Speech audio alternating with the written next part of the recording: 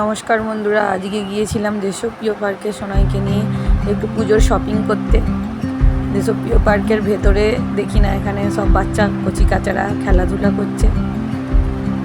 সোনাইকে দেখাতে নিয়ে ভিতরে ঢুকেছিলাম। সোনাই তার বাবার কোলে দাঁড়িয়ে দাঁড়িয়ে দেখছে আর খুব আনন্দ করছে।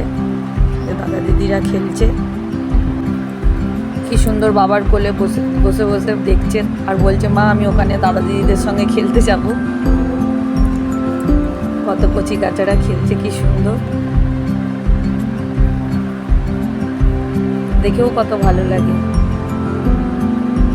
সোনাই পার্কে ঘুরে বেড়াচ্ছে আর এই হচ্ছে দেশপ্রিয় পার্কের এবারের প্যান্ডেলের থিম।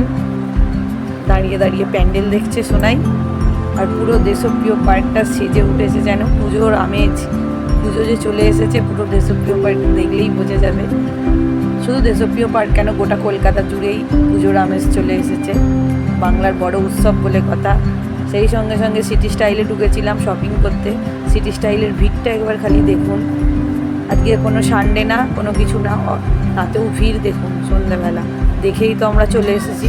সোনাইকে নিয়ে অসম্ভব, এতটুকুই।